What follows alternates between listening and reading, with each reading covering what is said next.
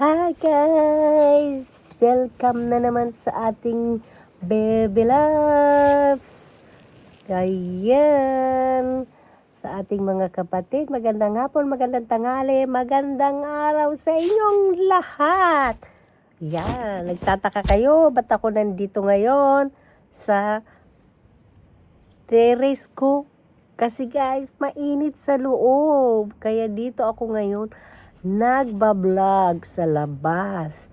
Ayan. Oh, nakita nyo. Oh, ayan.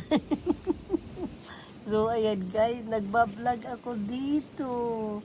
Kanya-kanya kami pesto ng alaga ko. Yung alaga ko guys, andun naman siya sa likod ng puno. Oh.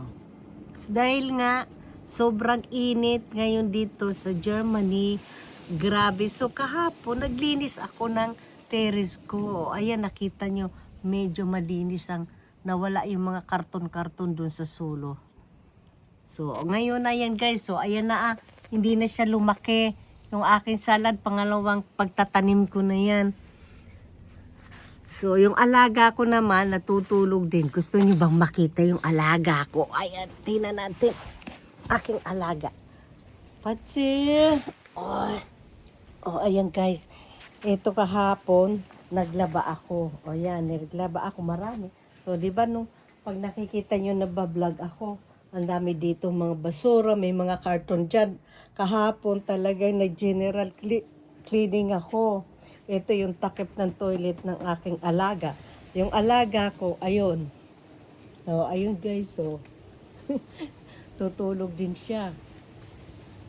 Natutulog din siya guys.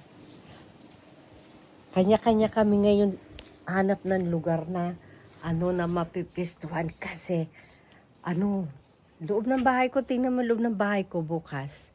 Tapos ayan, mga bukas din yung mga bintana ko, ayan, din. O ayan, nakita nyo, ayan, bukas din yan, o. Pero walang hangin pumapasok. Bakit walang hangin pumapasok sa loob ng bahay ko? Kasi guys, puro ako puno, ayan o.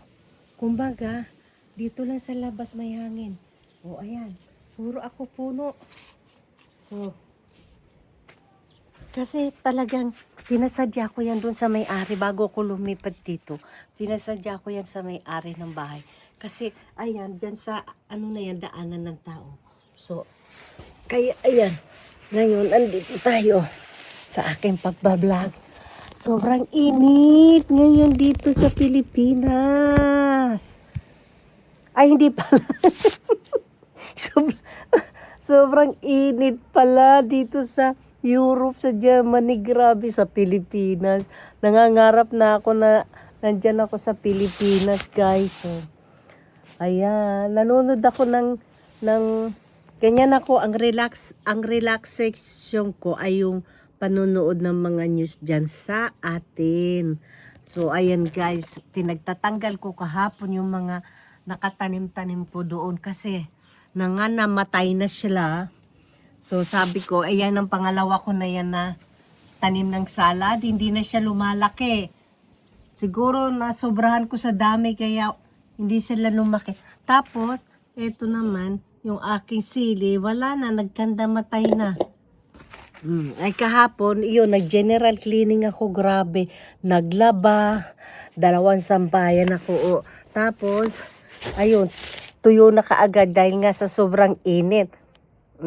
Ito ang pinakamainit na summer dito sa Germany.